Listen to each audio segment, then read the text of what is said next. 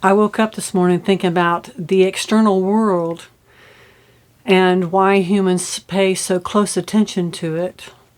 And of course, it is about survival. That if I stay hypervigilant to the occurrences of the external world, I'll be safe. And to a certain point or a certain degree, that's absolutely true. Gotta watch for the lion. Gotta watch for the snake. But after a certain point, it becomes a snake that bites its tail. And so balance is the requirement for sanity, and it's the requirement for growth, and it's the requirement for healing. So the goal is to sit in the storm without being affected by the storm. And it goes completely against human thinking. It goes completely against human survival. It goes completely against human consciousness. But humans are moving into a place that is beyond human consciousness. Slowly, very chaotically, sometimes very ineffectively, but we are going in that direction. There is no other choice except to completely implode. And I just can't accept that this amazing world, this paradise, was spoken into being for it to then be destroyed by silly little humans. I don't think that we're that big. And on the human consciousness, we are certainly not that powerful. But we can sure make it miserable for ourselves and for others.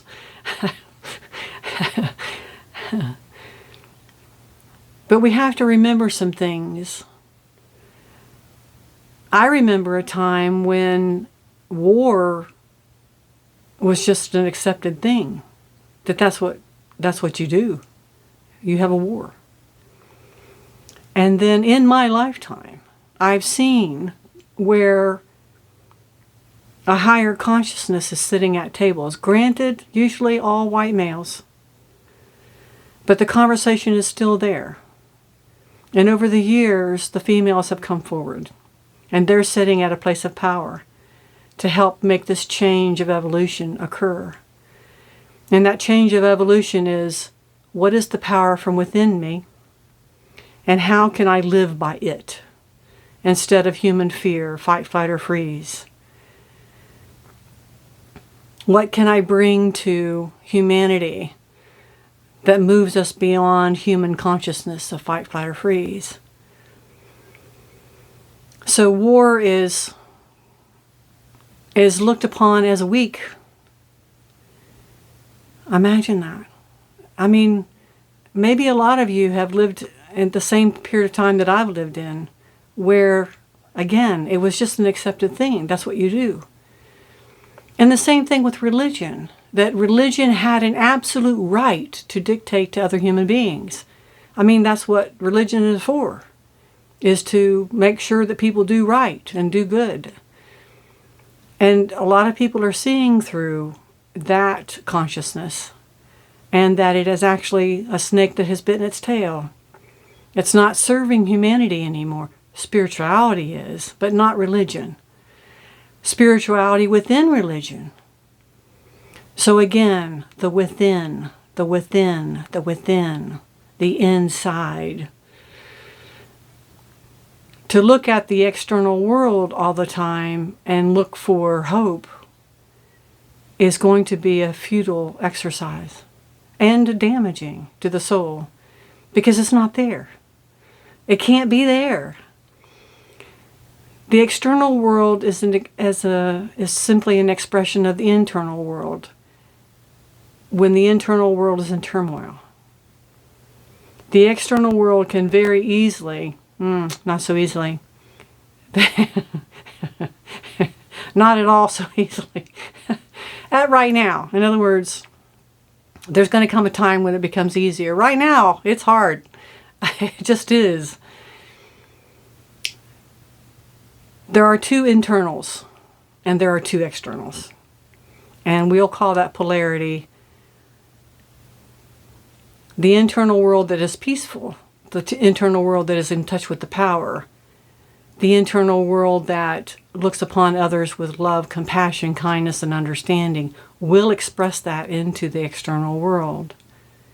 The internal world that is in chaos, full of animosity and resentment and pain, all of it is pain, unprocessed pain, just unprocessed pain. Then the external world is going to provide us with a very, very painful existence, generation after generation after generation. There is a choice being made right now. There is definitely a choice being made. Most days, when I can sit quietly, I have so much hope and so much faith for us. I have so much faith that we are going to pull this off, that we're going to move beyond the history of oppression and the history of greed and the history of skin color mattering and hair.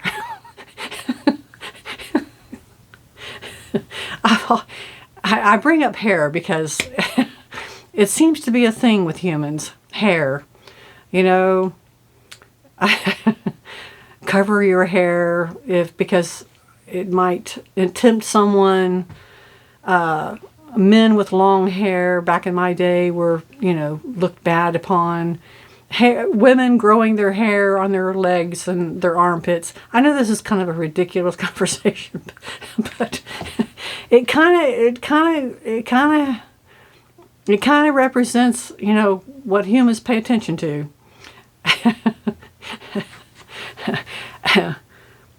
And what is so delightful is that in my time, I've seen the movement away from that bullshit. That crazy, petty, silly bullshit. And these young kids that are coming in, thank you, wearing bright colors and wearing their hair however the fuck they want to, and making a change, influencing humanity in a way that says, paint, color the sidewalks, paint murals, do mosaics, write music, write your poems, write your book, create, tapping into creators. They're not falling for the 9 to 5, 2 week, a year off craziness that greedy corporations have instilled in at least American society. That is hope. That is coming from an internal place. That's coming from a place where the external doesn't fit me. And so I'm going to change my internal. I'm going to honor my internal. I'm going to tap into the unchaotic side of me. I'm going to tap into the stillness within me. I'm going to tap into the quiet within me. I'm going to tap into the part of me that was loyal, has remained loyal for my return. We have lots of spiritual counselors. I'm a spiritual counselor. I was called into doing this work, so I get to see what's happening up close and personal with how people are connected to the external and how the external hell is moving them into their internal beauty. I get to see that. It is, I just got chills down my back because it is an amazing thing for my soul, for my expansion of my soul, for the maturity of my soul, to being a witness and a fellow traveler to human beings that have said, yes, come within me and discover your power, discover your strength, not your resilience, not your human, I'm just going to hang in there and pull myself up by the bootstraps. We've done that, played that. Look at the world. pulling yourself up by the bootstraps as though that was possible ain't working. It's not enough. The material world is not enough. So videos like this, podcasts, books, courses, classes, therapy, groups sitting around and talking about possibility, exploring with your lover. What are we doing? What are we doing? I'm here to support you in the way that I support myself and the way I support my clients, the best I can. And honestly, I'm getting better at it. I am getting better at it. And that's inevitable. That's inevitable that I get better at this. Because I'm tapping into the truth. I'm tapping into that truth that is inside of me, that ain't going anywhere. It has not changed its level of flame no matter what has happened in my life. It has remained loyal. It can't do anything other than that. It is eternal. It's infinite. It's going to be traveling around when this body's gone. So as I become more and more connected to that aspect, the more I love humans, even though we're so silly and stupid, the more patient I am with myself and others. I'm not there yet. I'm not a Mother Teresa. No, I'm not gonna do that. But I will serve in the way that I can. And so many humans are doing that. So many are doing that. When we talk about a web of connectivity, it's an unseen web. It is soul to soul. And nothing can break that. No political leader, no matter how filthy, no matter how ugly, cannot break that. Thanks for being somebody who cares about this sort of thing. There are more and more of us. Having all the material wealth in the world doesn't seem to make people happy. I look at some of these political posts and I look at these people, these political figures gathered together. And the people who, on both sides, all three sides, every side, the people's faces that I look into who are after more money and more power, you see it on their faces, and you see it in their aura, you see it in their energy, and that's what they're doing this lifetime around. This is what they're doing, and some of it's really, really good, and some of it's really, really bad. Good and bad being what it is. Let's put it in a different way. Some of it will move humans toward their evolutionary process of aligning with their soul more effectively than others. How's that? It's really not a good and bad thing. The universe has forever. I mean, it's a blip. It's a blip. Not even a blip. So there is eternal, and so there's lots of time.